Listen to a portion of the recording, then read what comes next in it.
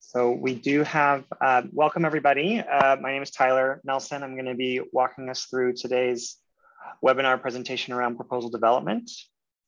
We do have about 70 participants that have just joined. We expect some may continue to join, but we'll go ahead and get ourselves started. Apologies for the few minutes delay.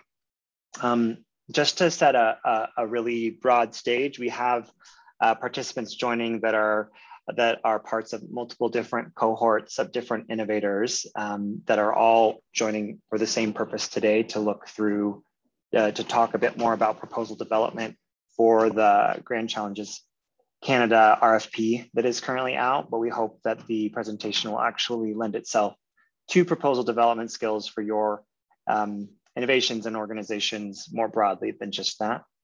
And the objectives for today, as I noted, is to support the proposal development process for this specific RFP, but more broadly, mental health thinking and innovation thinking beyond just this RFP. And a big part of Cities Rise objectives generally, which is also relevant for this, is really creating a real supportive environment, network, and ecosystem for innovators operating within this space in driving progress in mental health. The learning platform that this webinar is hosted within really has three pillars: city innovation hubs, the platform itself, and a movement for mental health friendly cities. Okay, so. And so just really centering that this platform, the webinar as part of the platform, is also part of a three-pillar approach to a local global network that catalyzes action, convenes partners, and accelerates the uptake of innovations in mental health, like those that you all represent. So just sort of centering where everybody's coming from and the context of this webinar within the broader work that Cities Rise does in global mental health. There we go. You're welcomed by a group of facilitators. So we won't be doing sort of in-depth introductions, but just want to let you all know who's here and who will be walking you through the various sessions in today's webinar. Director at Cities Rise is Matt Huseman. Penny is joining us. That's focused on measurement, evaluation, and learning. My name is Tyler Nelson. I am more of a global health operator and getting projects from start to finish and all of the ins and outs that are required for that. We've got Sarah Mulber here, who will be speaking to us on the preparation of the financial systems and budgets for the proposal. She obviously has more broad experience than just that. And Dr. Isaac, who represents an innovator just like you all, who's been able to successfully maneuver some of these types of RFPs in the past. He'll be sharing his experience with you all as well. He's the founder and executive director of Slum and Rural Health Initiative. So he can speak more to that when it's his time. Just gonna take a micro pause, let everybody digest everything I just said before we move on to the next slide.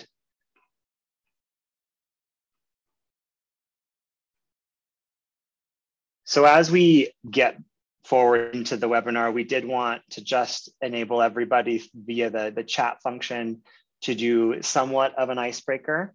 Obviously with 70, hopefully 80, 90 participants in the coming minutes, we can't do a true round of introductions.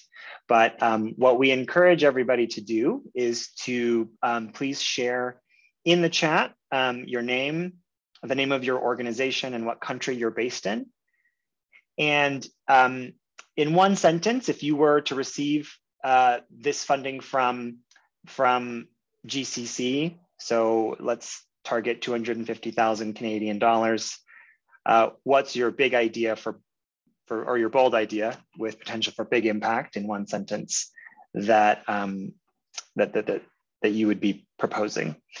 And I'm going to give you all a few minutes, or a few moments rather, to write this out, and we'll just have a quiet pause while you do that, and then we'll all press send at the same time.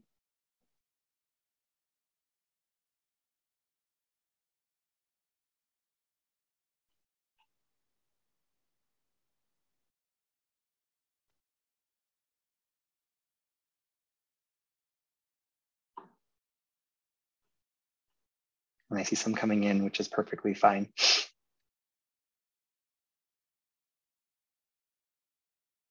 So as you have them ready, what I would say, what I'd ask everybody to do is to just go ahead and send those out now.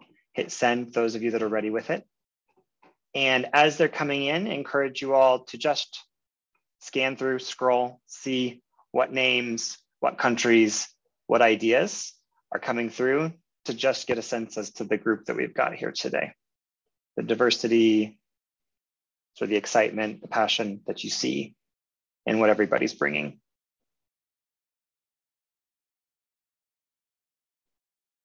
Welcome, Daisy. Welcome, Ree, Vicky. All of these look wonderful.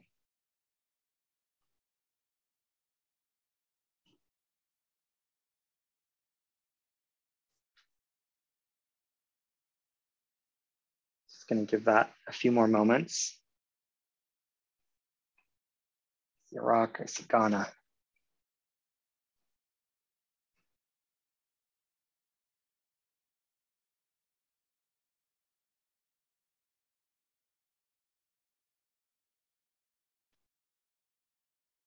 Great.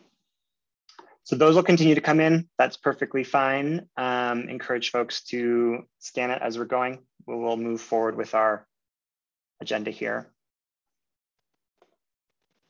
Get back to my screen. So just to I expect that some of you may have had a chance to review the request for proposals document already, but even if you've not, one of the things that we wanted to start with was just to remind all of ourselves really the assessment criteria that GCC is working with. What we will then go through is sort of a three-part plenary session where we'll talk about some tips in general and also specific to this RFP for developing your proposals.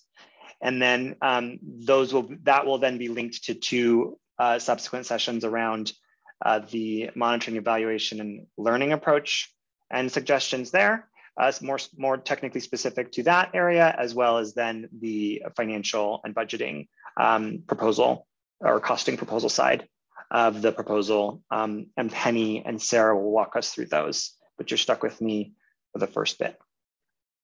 On the assessment criteria, actually, I'll pause.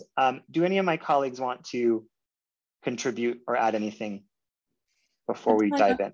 I think it would be helpful to say, these slides have a lot of information on them and they will be shared afterwards. So don't worry about reading all the detail now.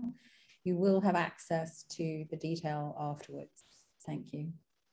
Penny, thank you very much. That's a very helpful contribution. Yes, there's a lot of content in these slides. So you're welcome and sorry for anybody.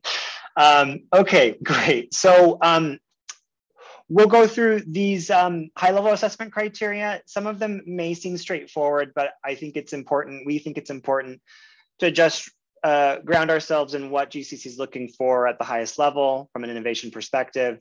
And then we'll dive into a bit more specifics in the first session, or the first section of this presentation. So first, of course, is relevance. There are areas of focus within the RFP, which we'll look at later, but does the proposed innovation address one or more of those areas of focus? Does it also have the potential to lead to some of the priority outcomes that's described? And a really important, I think, component that's very clear and repeated quite a number of times in the RFP is that there's a demonstrated involvement of young people and young people with lived experience in the design, implementation, and evaluation of the innovation. So I don't think it can be overstated the importance of that comes across in your proposal, the involvement of young people. Innovation is the second criteria. Is it aimed at improving the mental health and well-being of young people as well? There are some low and middle income countries that are specified as being relevant to this RFP and others not. So that's something to note, that the geographic scope is not completely open. So you want to make sure you're sure of that. This second bullet, I think, is particularly important. Can you confidently state and represent that the improvement that your approach would have is more than an incremental improvement, and more than other interventions currently at play. And then there's this component of the integration of scientific or technological innovation, social innovation, and business innovation. So these three sort of definitions of innovation being integrated or coordinated. And so again, as Penny said, we're not going to give full descriptions of what all of this means, but there is further description and definitions within the RFP. We're wanting to highlight your attention or sort of draw your attention to some of these areas of particular importance. Obviously, the youth priority. There's also a prioritization for organizations led by youth. Their definition of this is that at least 50% of leaders in key decision-making positions are under 35 years old. So that's what that means.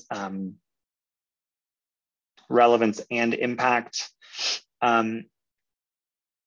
So they want to see, I mean, you can read some of these, but there's also, so we spoke to relevance here. This now brings impact together with relevance.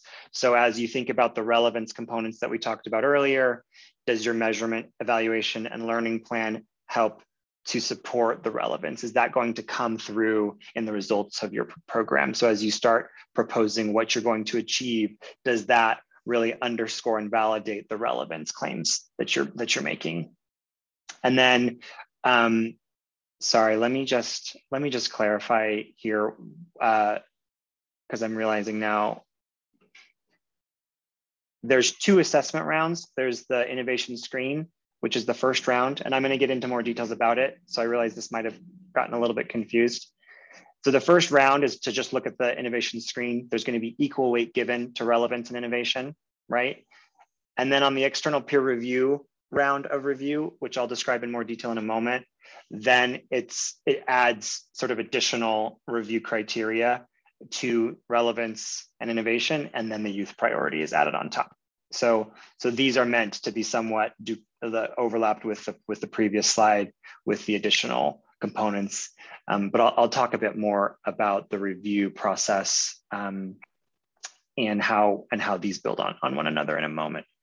So one other just logistical point that I wanted to make before we continue is if you do have questions, we will have Q&A breakout sessions at the end of the webinar, so the last period, where we'll be able to break out, and you can ask specific questions related to your financial proposal and costing with Sarah, your measurement, evaluation, and learning approaches with Penny, or your proposal development needs or questions you might have that may be more general to either myself, Matt, or Dr. Isaac.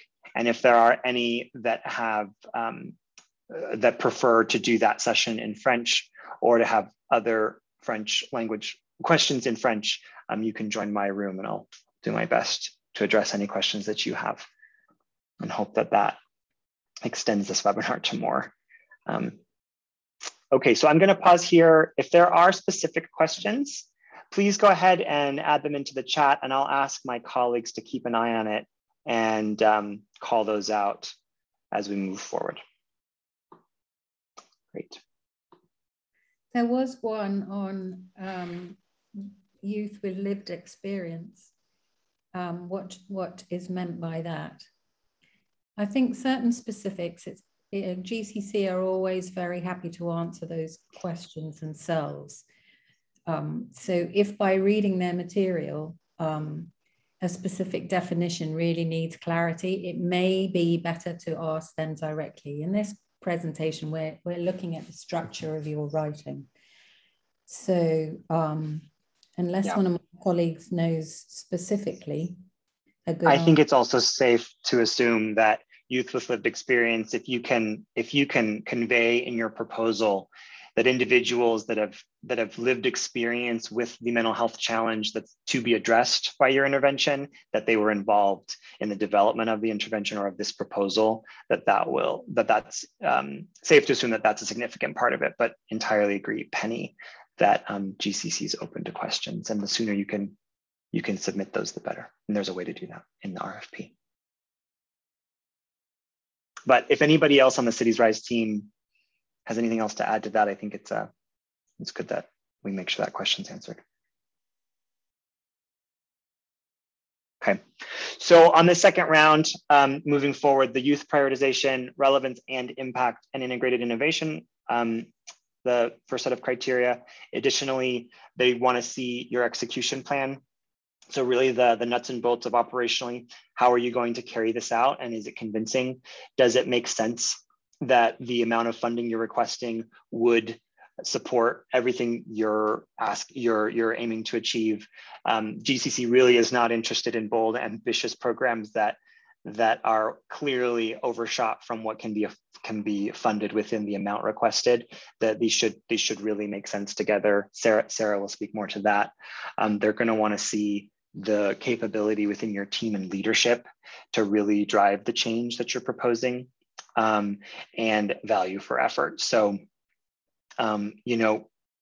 based on your outcomes, does it make sense? Again, back to the cost of the intervention for the value, and by value, this is really the goals of your project, the outcomes you expect to achieve, and the impact you would claim to influence.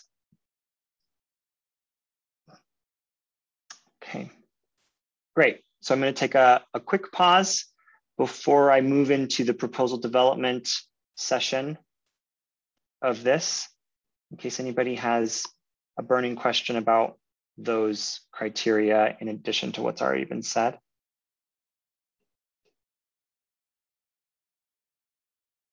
Great. And you can just definitely continue to use the chat as you're able to. On proposal development, so some of these might seem very straightforward, but my experience has been that some of these things get overlooked and are a default sort of best practice in before you really start working on your proposal. Read the RFP. I once in grade school, in primary school, had an exercise by, I think it was my first or second grade teacher. And she said, read all of the instructions and then finish your test. And then whoever finishes first, yada, yada. And I started reading every single item throughout every question in the test. And quickly I started seeing all of the kids around me running around the room, punching holes in their paper or making staples or doing different things with their paper. And they were starting to do all of the activities listed in the instructions, because the instructions started to tell you all of these things you were meant to do. The last instruction was, now that you've read all of the instructions, you're finished. You don't actually have to do any of the previous, and watch who didn't finish reading the instructions first. And so there was this free-for-all where everybody was getting peer pressure while all the other students were starting to get ahead on their test. Had they read through all the instructions first, they would have actually caught what the point of the exercise was. Read through the RFP, you'll find things that are going to save you time and effort. Some of these things I'm calling out for you here, but we don't have time to talk through everything.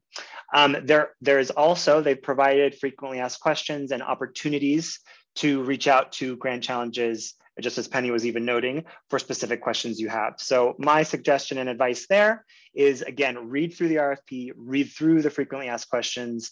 And as you're starting to develop your thoughts and ideas around what you plan to propose, identify what critical questions you really want to get from GCCR and send them early, so you have time to continue working on your idea. They do have a web-based platform or system called Fluxx, this application portal. Do that first as well. Even if you don't have your proposal idea completely clear in your head, really log into the system, set up an account if you don't already have one, iron out the nuts and bolts, or work through the system itself, just to get a feel for how it works, where information needs to go.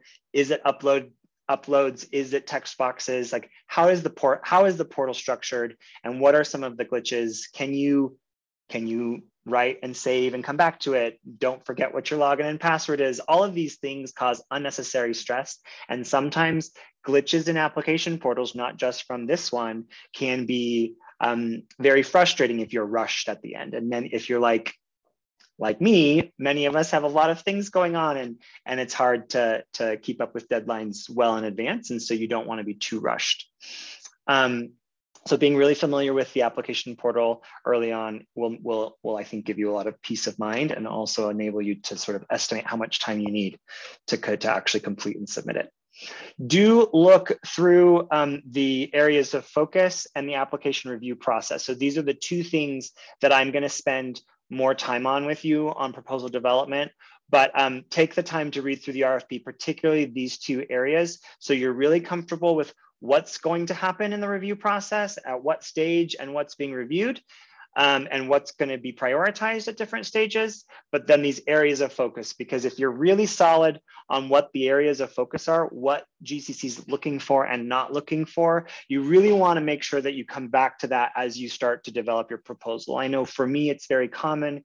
You start with some idea, you get team input, you start to craft your whole proposal and your narrative, and you start to build in your financials, and you start to build in your monitoring and evaluation. And before you know it, you've sort of, your ideas creeped here because people had great ideas, or, oh, we don't want to forget to include that, or, oh, we need to make sure, you know, this component's considered. And all of a sudden it's a little bit of a scattered idea, and you've lost a bit of your clarity and focus that's aligned with what GCC said. So that's another thing, to just kind of come back to these areas of focus regularly and make sure that you're still in alignment as you continue to develop your proposal. There are a couple of key big questions that I always ask myself when I'm beginning to develop a proposal, and they're relevant to any proposal. And that's what I wanna, sorry, this screenshot here on the right is that application portal. This is straight from the proposal, so you don't have to worry about whatever this is.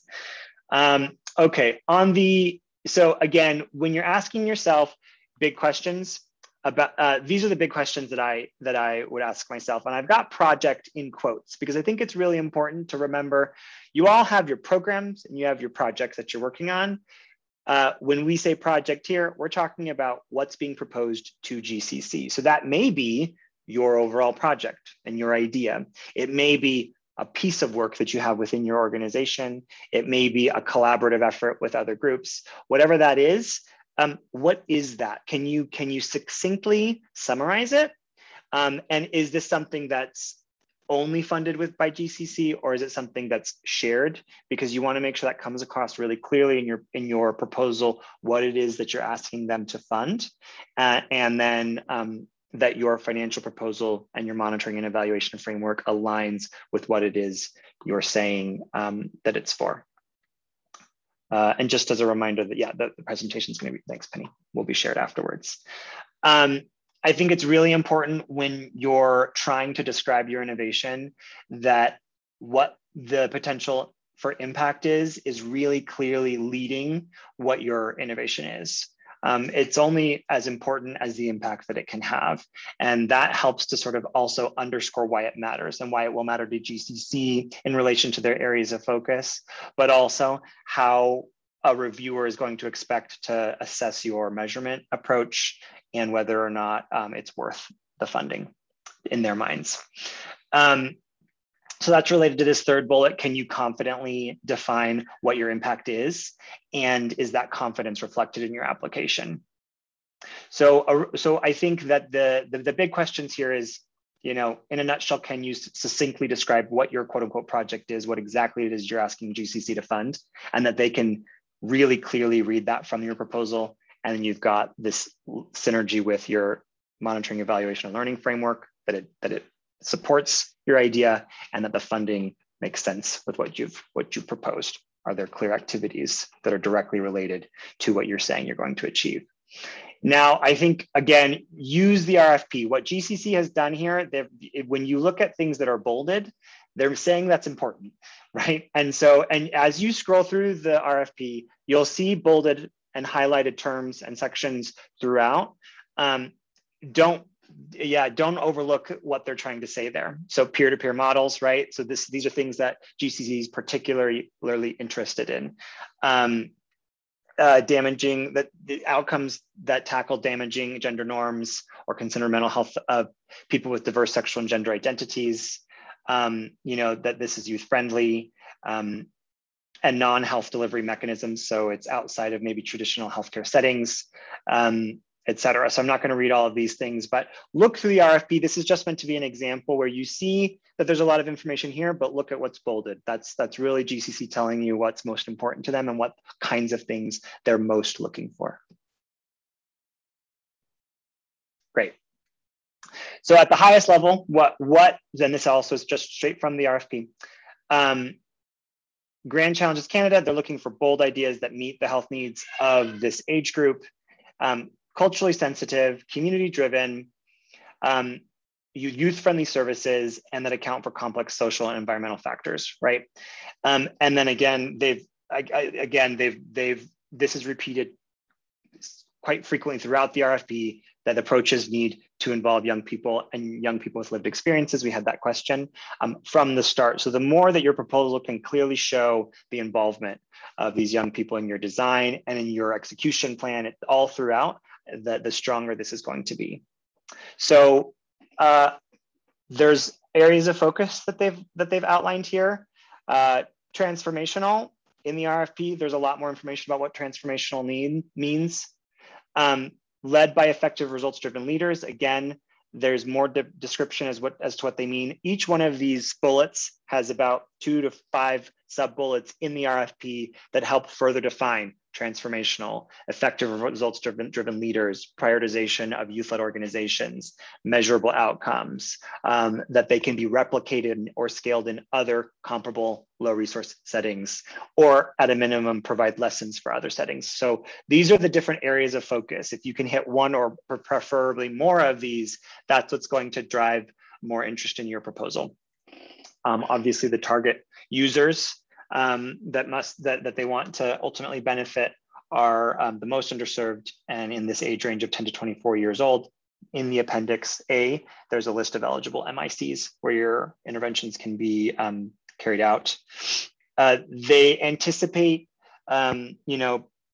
assuming that there's a sufficient number of quality applications, around 20 seed grants of up to 250,000 Canadian dollars for an 18 to 24 month innovation. Now, those that are successful, of those, some may be invited by Grand Challenges to then proceed on to subsequent grant funding in their transition to scale funding series. But at this point, we're just going to focus on this seed grant, okay? I'm not going to spend too much time on this area of establishing proof of concept, that this is a really important part of your proposal. Penny will speak to this a bit more in the next session.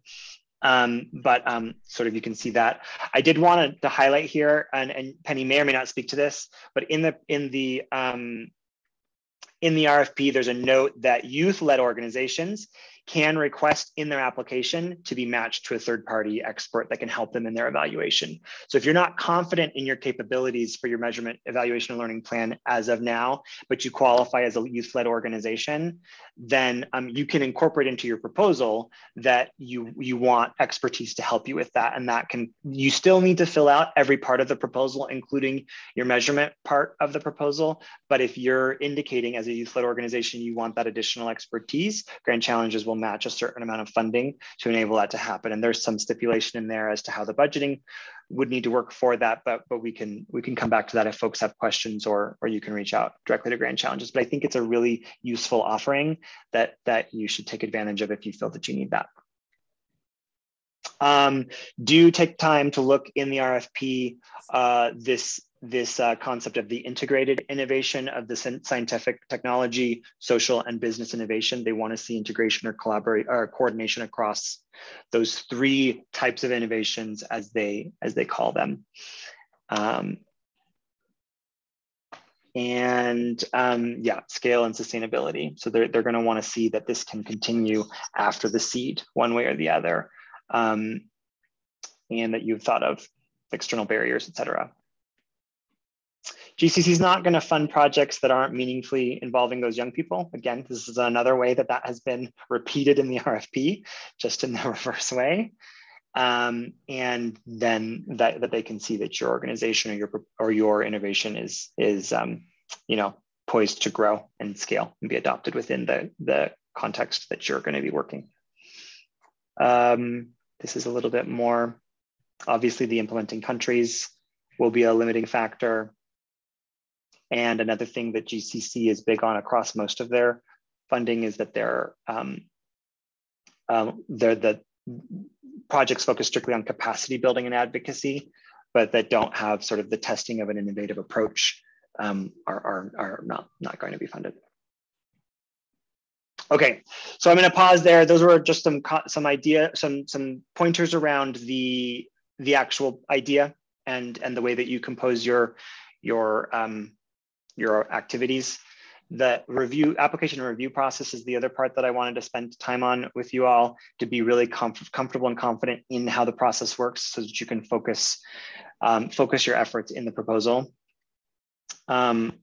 So there are kind of 3 screening stages. First is just eligibility. So go back to the RFP. There are eligibility in terms of what country you're operating in, the legal structure of your organization, et cetera. There's a number of things that will just be reviewed first, and anyone that doesn't meet those will be automatically removed from the next round. So if you're not sure of what one of those eligibility criteria means, or if it applies to you, something to know now, and ask Grand Challenges Canada now, so that you're not taking time putting together a proposal that won't be accepted, or inadvertently disqualifying yourself, not realizing that whether or not it applied to you. During the innovation screen, so the project summary section is the only part that's going to be screened against the relevance and innovation criteria, those first 2 that we talked about. So all of the remaining parts of the proposal or the application will not be looked at beyond the project summary. So this is really a critical piece of the application to make sure that when it comes to relevance and when it comes to innovation, you've really, really summarized it very clear and very confidently in your project summary section, because that is what will be reviewed by GCC staff and their youth advisors. They're going to put equal weight on relevance and on innovation. And I've summarized what those 2 things mean here again. But again, the RFP's got more detailed descriptions of what relevance and innovation means to GCC. The second round then will be an external peer review, where an independent committee of youth, scientific, social, and business experts are going to advise GCC's review panel on the rest of your proposal beyond just the project summary. The criteria that they're going to be reviewing against includes those 6 that we looked at the start of this session. And so the full scope, and that, so that you're going to start to see the importance of that integrated innovation, the execution plan, your leadership capabilities, your value for effort, sort of across all of the criteria. Okay, so that's sort of the end of this. I just wanted to kind of highlight areas of focus, some ways to get you grounded, and things to make sure you're paying close attention to as you're starting to think through your ideas, and highlight opportunities that you can have to ask questions, to request that external measurement support, things like that. So did I miss any questions in the chat as we were going through that we want to address before moving on? Great. So we have one question, which is says the expert help available to youth-led organizations that you were referring to. So the question is that about your RFP application? And the answer to that is no. That extra help is available once you have achieved the award, if there is a gap in your capacity that you need to fill. And the second, so the help that's available to finish your RFP is this session, in essence. Yeah. And And then the second question was about a group that had previously submitted and didn't get past the screening. Can you rework it? Absolutely. You can rework it and reapply as many times as you need to. And that's the whole learning process. So if by listening to this session today and you go back to your other application and see what you missed, for sure, that's a good place to start. So encourage you to do that. Yeah. So 2 notes on the youth-led, their definition of a youth-led organization is where at least 50% of key leadership roles are under the age of 35. So that is different than the 10 to 24-year-olds target user youth definition. Hopefully that's clear. I know that it's by design less clear than it might be.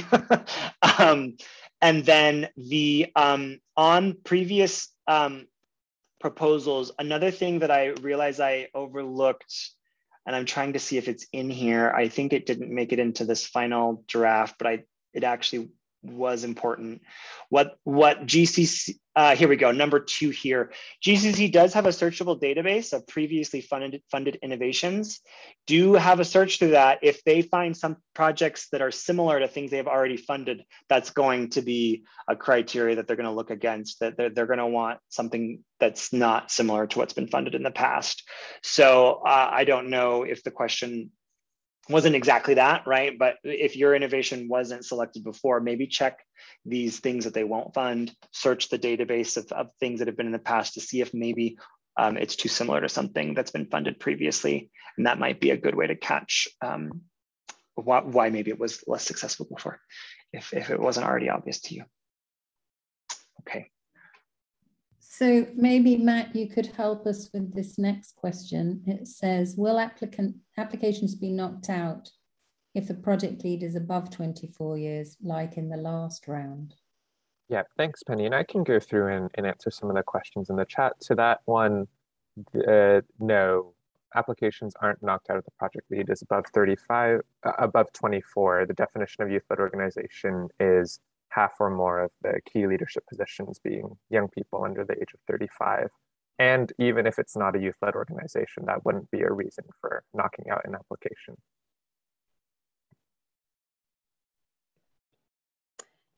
Hey everyone, there was a question as well. If we're including the involvement of youth in a country that is not on the Appendix A list, Matt, do you see that question? It's a little bit above. Yes, I'll answer those questions in the chat. Oh, perfect, great. Yeah, and a reminder that there is a breakout at the end of the call for Q&A. If they're related to proposal questions just like these, you can join Matt's or mine, and we can address those there as well. Yes, I was just going to suggest, guys, I'm seeing that questions are coming in fast and furious, and we do have an extensive Q&A period at the end, so we're just running a little behind, so just interest in time, maybe we answer those towards the end. So are you handing over to me, Tyler? That's right, gladly. One of my slides actually go click slowly, so we need to click slowly. Thank you very much. So welcome to everybody. I would just like to highlight the key points that Tyler was making there in terms of a very key word is that word integrated. So all the bits need to be linked somehow to each other. And he also pointed out that all of the sections need to be filled out, even if, as was mentioned, there's certain capacities that you might be requesting, like specific help with your analysis or your data. But monitoring, evaluation, and learning is there for everybody because you have a program, you have an idea, and you have decisions to make. So next slide, please. So in the call for proposals, and again to Tyler's point, what are the key bits that they're looking for? They are looking for clear outcomes. So in your idea, you need to be really clear what it is. means that you've got where you want to go. What does success, what does progress, what does achievement look like to you in your idea? You need to be able to articulate that very clearly. So that's the starting point of your MEL, really. And so they want proof that your concept is worthy of investment. And so you have to have clear outcomes, and you have to have a clear idea of what that proof might look like to somebody else, to yourself and to somebody else from outside. And then really look very clearly at the RFP and look at the priority areas that they have. And the key thing is that your project, your program, your idea will improve lives. So look very clearly at Appendix B, because they do have some ways of defining that, which you can add to your own, but you must have them there, even if you have some of your own ideas as well. I'm not looking at the chat, I'm carrying on. So if somebody can manage the chat, that'd be great. Okay. So, so what your narrative in your monitoring, evaluation and learning part should state is what are you monitoring? What is the process of that monitoring, so that you can explain how will you know what has happened. And then in your narrative, you also want to look at impact. How will you know if what's happened is any good? And then overall, and it was mentioned a couple of times that what happens next is important, not just what's happening now. How does that position you for next thing?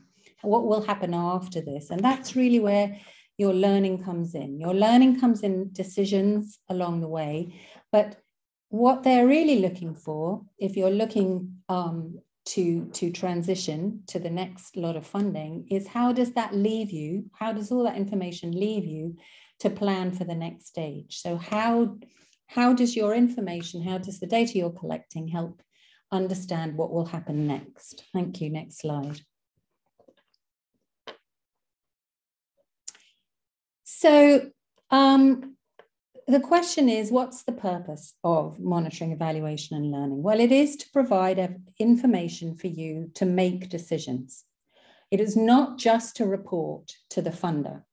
So you do need to look at what the funder wants to hear from you, but you also need to make your plan cohesive.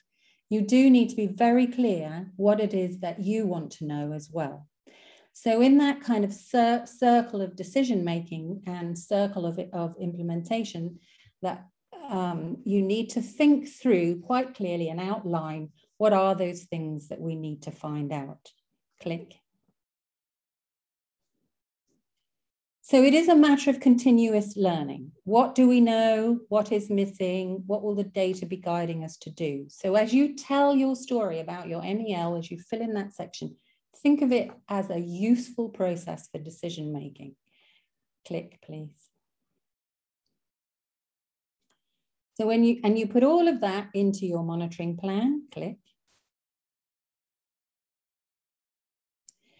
And as Tyler was saying, your ideas fall into different activities that you plan to do, different pathways that you plan to do, and that your monitoring plan has to link to that. So your program outline should be clear, and you write your monitoring evaluation plan to that program outline. It's not a separate thing.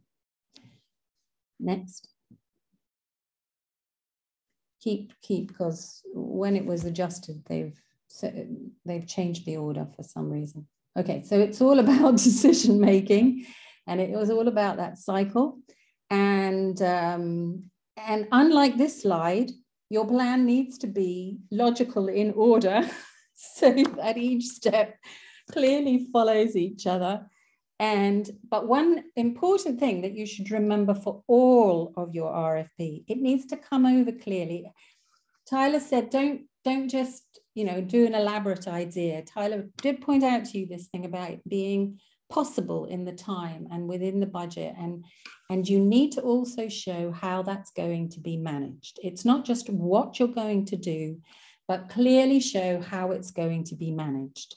And that will get people to have a lot of confidence that you could actually do it. Okay, thank you. Next slide, please. So here I've just outlined a very brief theory of change. That is all the activities and the pathways that you might follow. And in your monitoring plan, you want to look at all the bits and pieces that you're going to do that are in your project.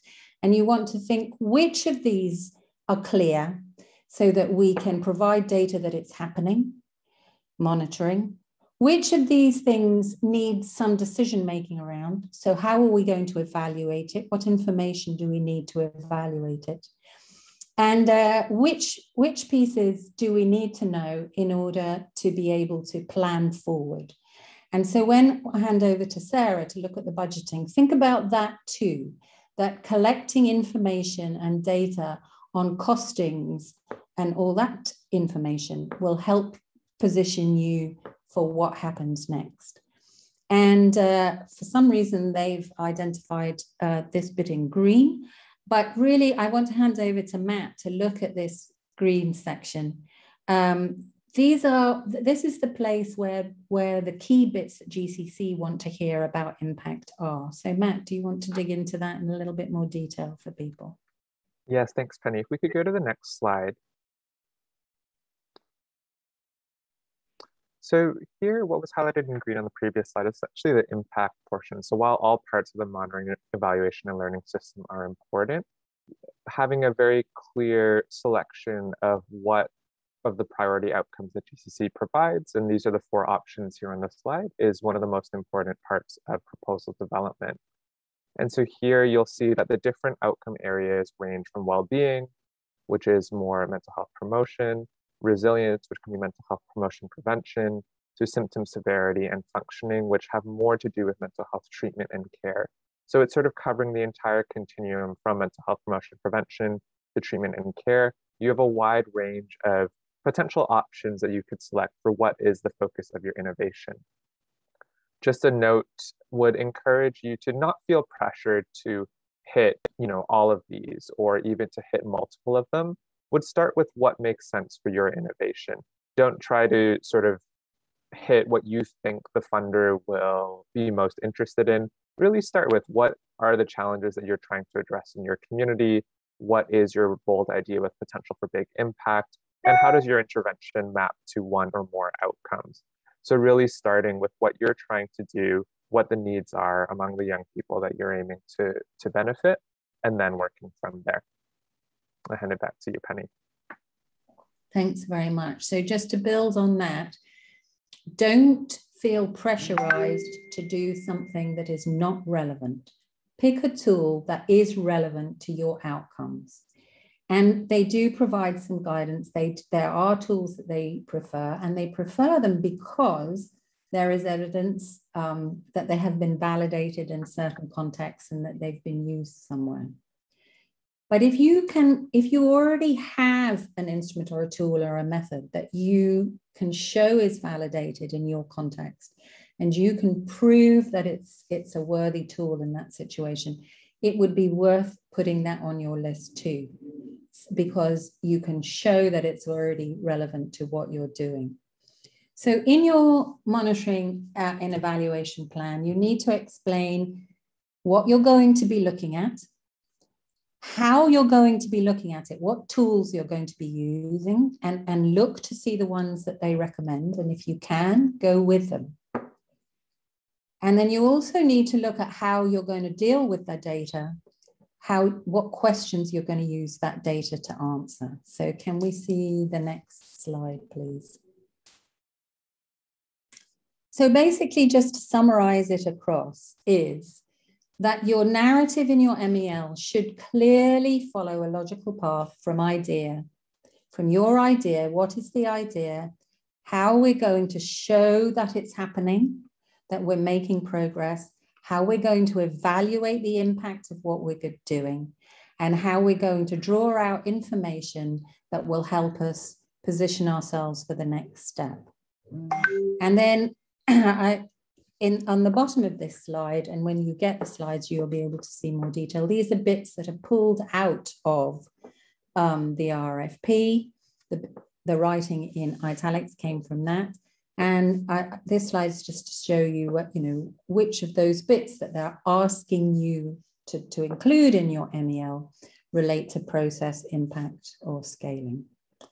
So I think that's all from me. If you have any more detailed questions, there will be the Q&A sessions, and I'll see you in that section. Thanks. Awesome. Thanks, Sarah. Thanks, Penny and Tyler and Matt.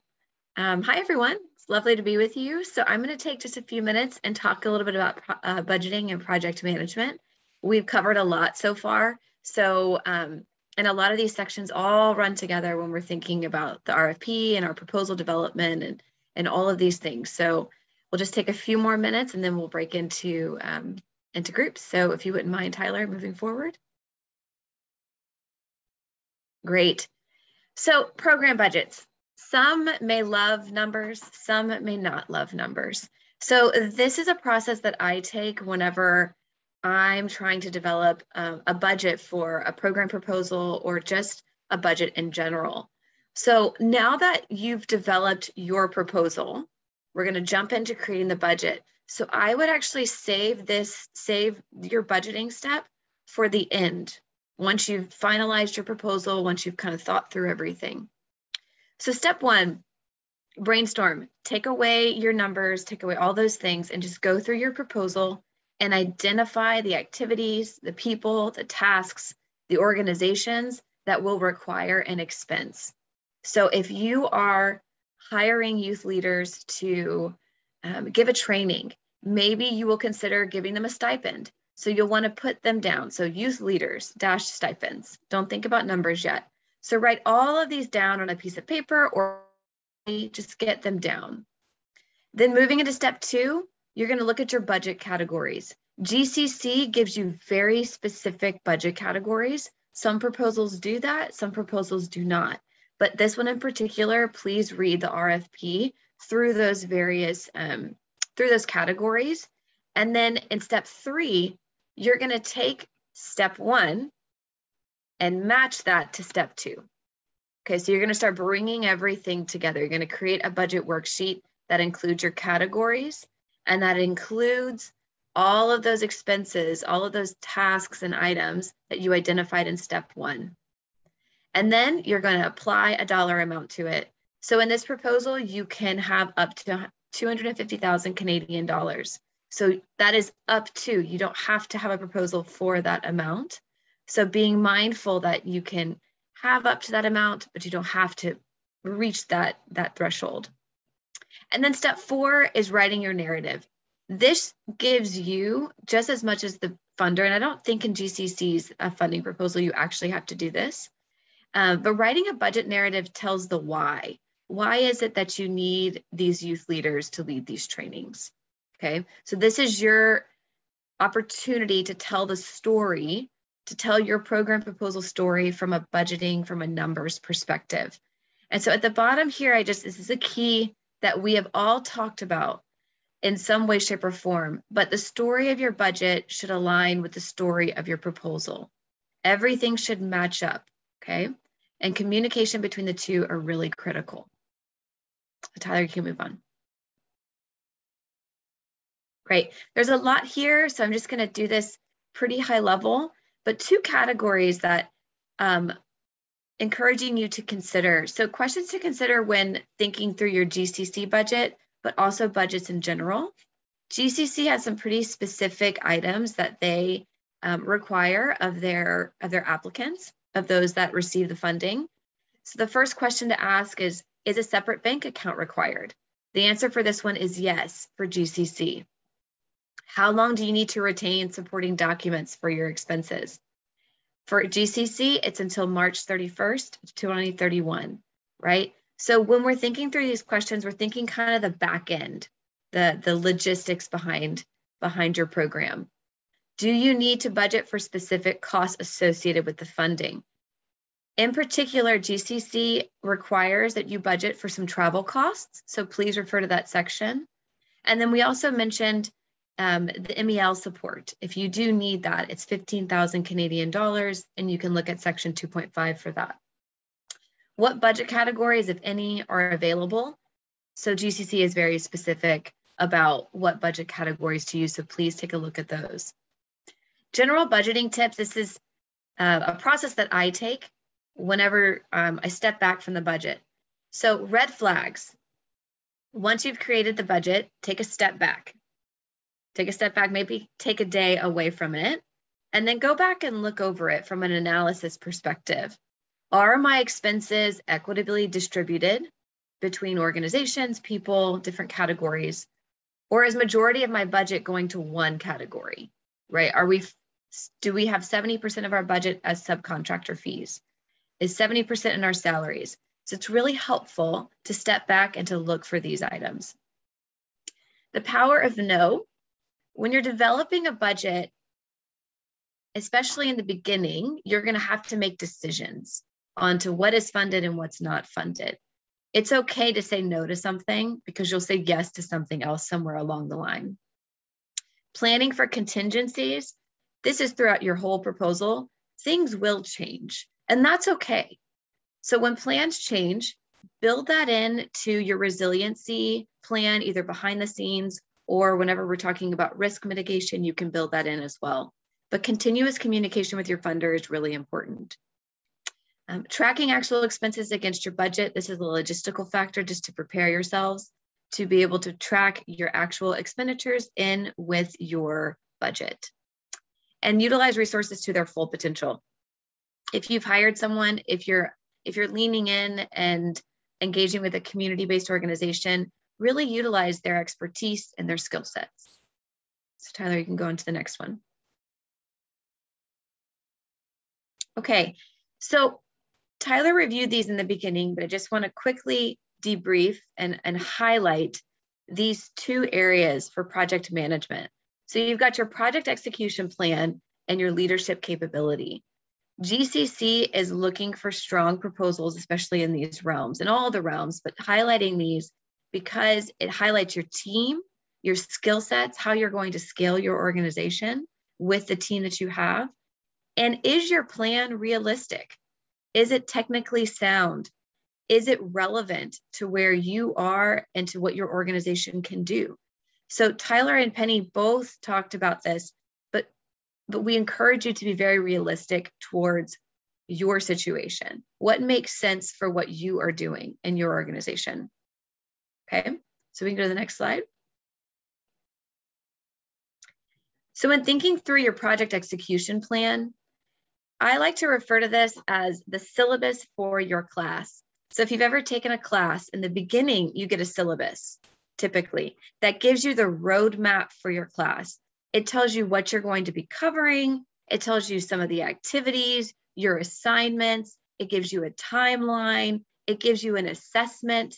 So it tells you everything from the purpose of the class to how you're going to be evaluated and to the timeline. So if we think about your project execution plan as a syllabus, this is what you're creating for your project, okay? So be realistic, be clear, be robust, and feasible. Lots of things to be in that situation. But your leadership as well, being strong and highlighting the background and the strengths of your team members. GCC wants to clearly see how your team members are going to help your project's success and how it will be brought to scale with your team. Okay, so know your team and highlight the strengths and skill set it brings to the table. Okay, Tyler? And this is just a simpler way of looking at your project execution plan. So you're going to highlight your outcomes and activities, your implementation strategy, how you're going to collect your data, your timeline, and those potential risks and mitigation strategies. Every project has risks. If you think you are unique in that, please know that every project has risks. The risks will be different for each of you, depending on your situation with your organization, the community, what project you're doing. okay? So it's important to identify those and then to create a plan on how you will mitigate those risks, right? So these are some of the key components of that execution plan. You can read through the details, but it's helpful to just kind of see the little breakdown. And that's it from my end. Great.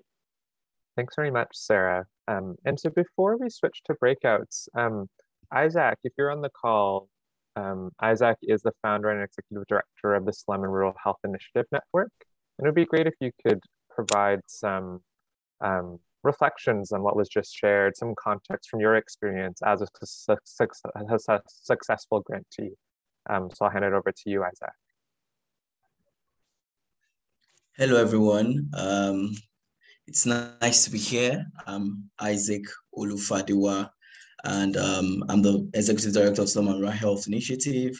It's been a pleasure to be a grantee for the GCC project. I'm based in Nigeria, and one thing that I really want everybody to know as regarding like writing a proposal is that you are really not done until you're like done writing like the second or third draft, if possibly a fourth draft. So it's more like an iteration process. I know we have mentioned things like brainstorming and doing a lot of things. So it's about writing it and rewriting it.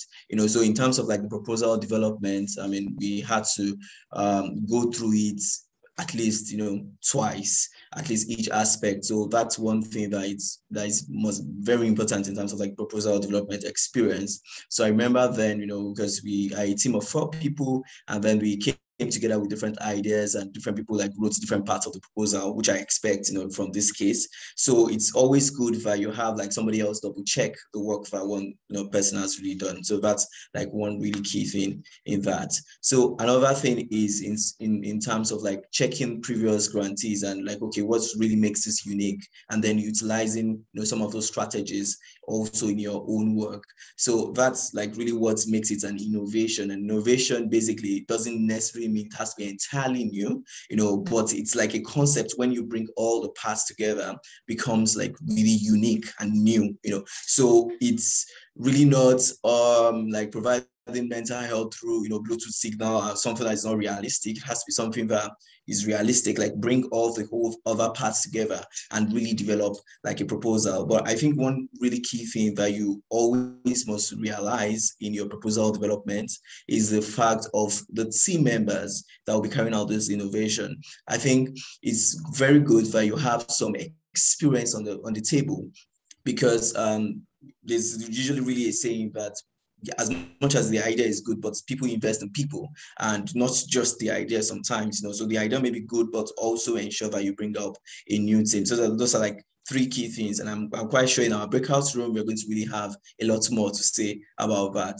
So thank you very much. I hope like from my own experience and the Brave Hearts project, which we are currently conducting in Nigeria, which is, you know, the target population, which is one thing that is very key. You know, we are using young people in IDP camps in Nigeria. And I definitely believe that looking at this, ensuring that you go through all those criteria and then you check all this to ensure that you are you meet all of the criteria as described, you know, above in the by other speakers. So definitely, I'm quite sure I and Matt would really do more justice to this proposal development room. Thank you. Oh, thank you so much, Isaac. It's really great to hear from your firsthand experience. And if you want to hear more from Isaac, you can check into the room that he and I will be sharing. And so we're going to split out into some separate breakouts. So the first will be me and Isaac, focus on proposal development. The second will be Penny, focus on MEL. Tyler, Sarah will be focused on budgeting and project management. And then finally, Tyler on proposal development. And if you would like support in French, you can go to Tyler's room.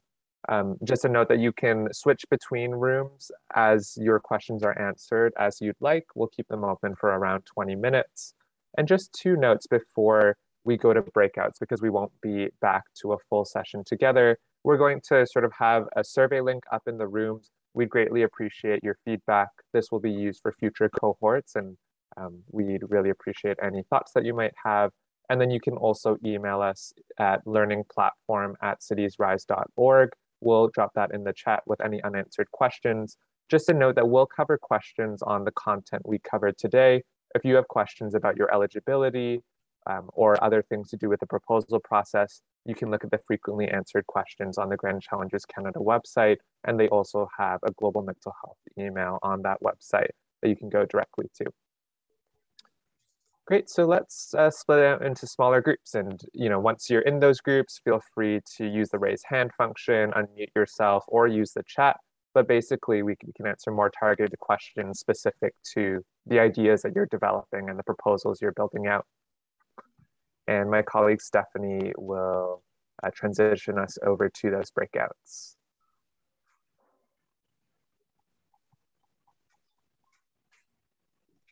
All right, everybody. So breakout rooms are all open now. So it's up to you guys to select which room you'd like to go in. And like Matt said, you can be in one room for a little bit and then take yourself out of that and go into the next. So it is all you. I've put a timer on for about 25 minutes to leave these open. So you can head out when you need to, but we'll leave them open for 25 minutes. And please let us know if you're having any trouble.